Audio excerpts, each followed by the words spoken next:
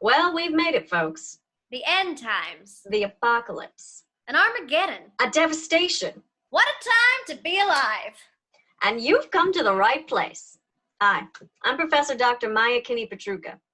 And I'm Dr. Professor Susannah Hollub.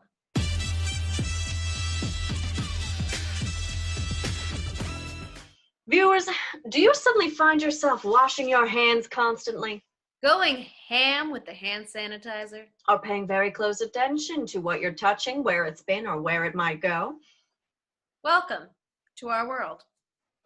After 20 years of being called crazy and over-imaginative and too anxious, I never thought we'd get the chance to say, I told you so.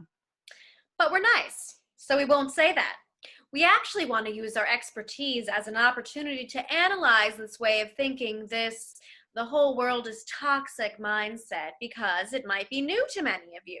But not to us, the connoisseurs of contamination.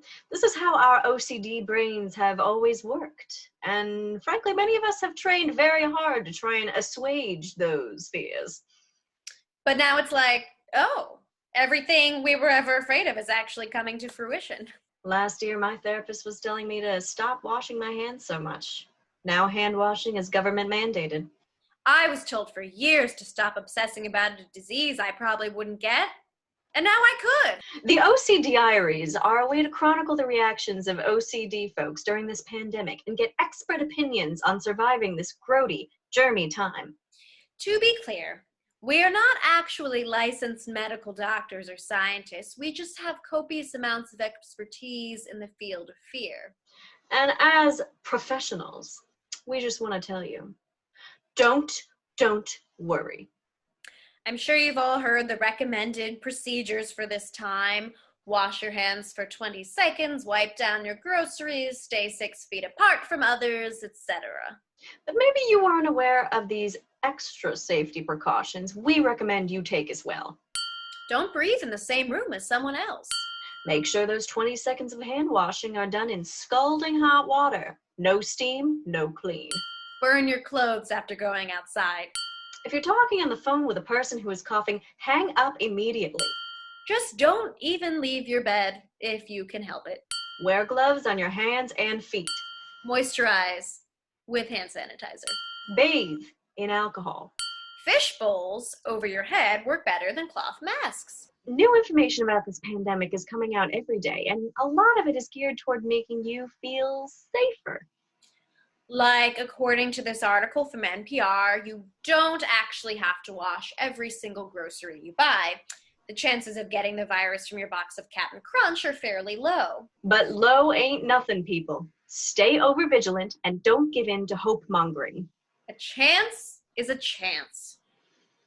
Right about now, I bet those worries that weren't even about the coronavirus are starting to rear their ugly heads.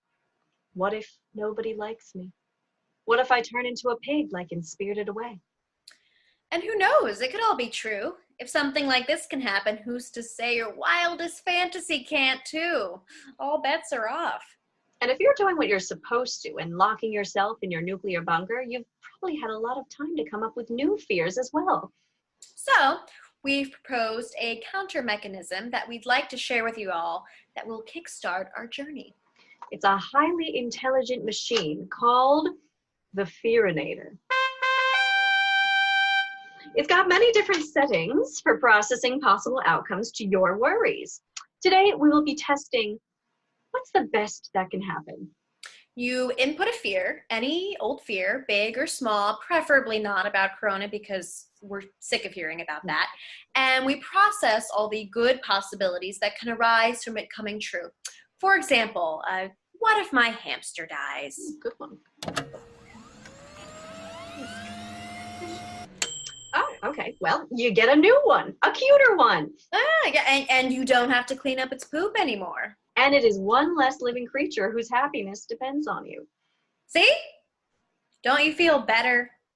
At the end of every episode, you will have the opportunity to submit your own fears to be experimented with on our show. Just give us a one-liner to be punched into our latest invention. Now, we've actually got a few more from our lovely viewers. Let's try them out. Let's see. So we have, I'm afraid of being poisoned when I buy a can of soda. If the tab is a little loose, I throw it away. Okay. I feel that one. Just put that in. That's a nice Very one. common one. Well, if you do get poisoned, you could sue the soda company for millions. You'll be rich. Yeah, another one is the poison might end up giving you superhuman powers and the ability to get dressed really fast in the morning. That's something everyone needs. Yeah. All right, here's another one we got. I'm afraid I might break their heart. Oh, well. The tough one. Another very common one. Rough, buddy. There we go. Okay. Well. Okay, so we have you buy them a new heart. Or you feel really good about yourself for having that kind of power over someone. Oh, that's nice. Nice. And then I think we have one more today, which is I'm afraid to eat animals that can sting me even if they're already dead, like an octopus or a squid. Yeah. Well, aren't we all? So, well, again, you could develop superhuman powers. The aquatic venom will enter your bloodstream and you could become the next Aquaman.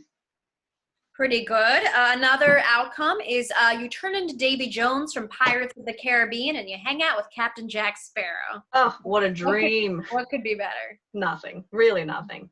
So you see, it's not all as bad as it seems. No, there's always, always a good possibility.